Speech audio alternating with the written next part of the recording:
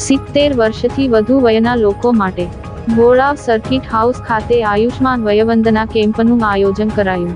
ભરૂચ જિલ્લા આરોગ્ય વિભાગ દ્વારા ભરૂચ ધારાસભ્ય રમેશભાઈ મિસ્ત્રીની ઉપસ્થિતિમાં ભોળાવ સર્કિટ હાઉસ ખાતે વયવંદના આયુષ્યમાન કાર્ડના કેમ્પનું આયોજન કરવામાં આવ્યું હતું।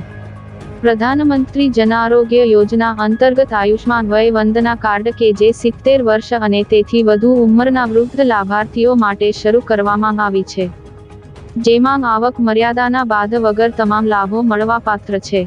આયુષ્માન વયવંદના કાર્ડ માત્ર આધાર કાર્ડ દ્વારા સરળતાથી બનાવી શકાય છે, જે અંતર્ગત ભરૂચ શહેરના ભોળાવ સર્કિટ હાઉસ ખાતે ભરૂચ વિધાનસભા મતવિસ્તાર માટે જિલ્લા પંચાયત આરોગ્ય વિભાગના મુખ્ય આરોગ્ય અધિકારી જે.એસ. દુલેરાના માર્ગદર્શન હેઠળ આરોગ્ય વિભાગની ટીમ દ્વારા આયુષ્માન વયવંદના કેમ્પનું આયોજન કરવામાં આવ્યું હતું। ભોળાવ સર્કિટ હાઉસ ખાતે યોજાયેલ આયુષ્યમાન વયવંદના કેમ્પમાં મોટી સંખ્યામાં વયોવૃદ્ધ વડીલોએ લાભ લીધો હતો।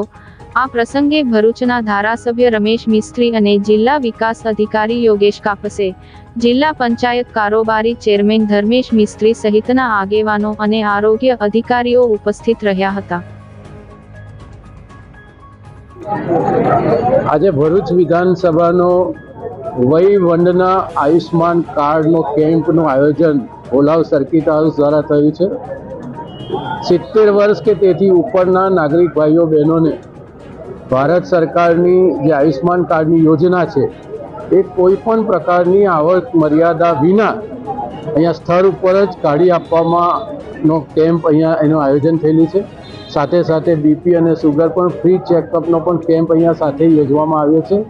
લગભગ 1 કલાક કેમ્પે થયો છે। 122થી પણ વધારે લોકોએ લાભ લીધો છે અને સાંજ સુધીમાં 1000થી પણ વધારે વડીલોને આ સ્થળ ઉપર જ આ કાર્ડ કાઢી આપવા માટેના કેમ્પનું આયોજન થયેલું છે।